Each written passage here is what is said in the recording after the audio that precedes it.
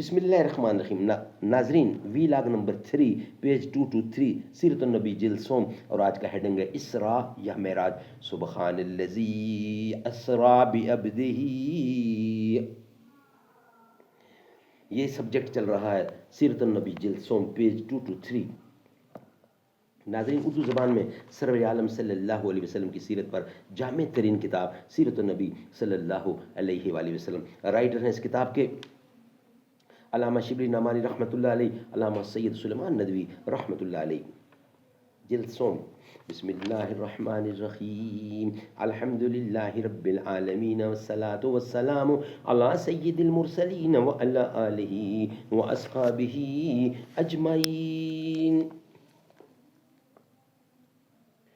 مردہ عالم زندہ جن کی شورش کم سے ہوا، آدمی آزاد زنجیر تہم سے ہوا، غلغلوں سے جس کے لذت گیر اب تک گوش ہے، کیا وہ تکبیر اب ہمیشہ کے لیے خاموش ہے۔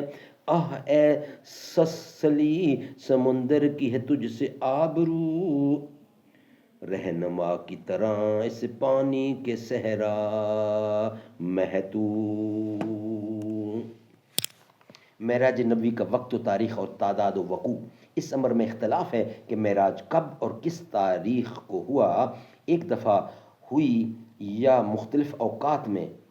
صحیح و مستند روایات کے مطابق اور جمہور علماء کی رائے کے موافق معراج صرف ایک دفعہ واقع ہوئی، جو لوگ متعدد کے قائل ہیں۔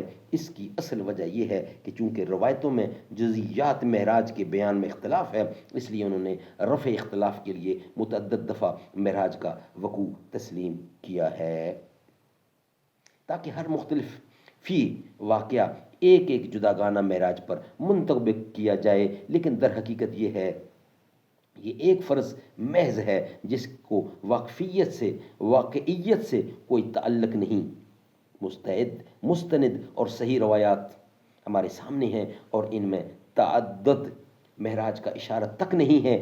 ایک ایسے اہم مافوق مشاہدہ بشری اور طویل واقعہ کے متعلق جو اس وقت واقعہ ہوا جب مسلمانوں کی تعداد بہت تھوڑی تھی، اور جس قدر تھی وہ بھی پراگندہ حال اور منتشر الخیال تھی، اور ایک ایسے واقعہ کے متعلق جس کے روایت اکثر وہ لوگ ہیں جو اس وقت پیدا نہیں ہوئے تھے یا بہت چھوٹے تھے، یا مدنی لوگ ہیں جن کو قبل ہجرت کے واقعات کی ذاتی اور بلا واسطہ واقفیت نہ تھی۔ اگر جزئیات میں معمولی اختلاف یا بعض اوقات کی تربیت میں تقدم و تاخر واقع ہوا ہے، تو ان کی تطبیق کے در پہ ہونے کی ضرورت نہیں۔ خود ہمارے سامنے روزانہ واقعات پیش آتے رہتے ہیں۔ ان کی جزئیات کی تفصیل اگر مختلف زاویوں، مختلف راویوں سے سنیں یا مختلف اوقات میں ہم خود بیان کریں، تو ترتیب واقعات اور دیگر جزوی امور میں بیسیوں اختلاف پیدا ہو جائیں گے۔ بائیں ہما اصل معاملہ اور اس کے اہم اجزاء کے وقوع میں شک و شبہ نہ ہوگا۔ ناظرین، وی لاگ نمبر 4 کا آغاز کرنے جا رہے ہیں۔ اسی کا بقیہ حصہ ہے، پوری ڈیٹیل ہے انشاءاللہ وہ ہم آپ کے سامنے رکھیں گے۔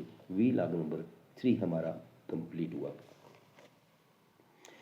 وہ اجوا ہو کہ عنبر ہو یا ہو زمزم مدینے میں، جو آقا نے عطا کی تھی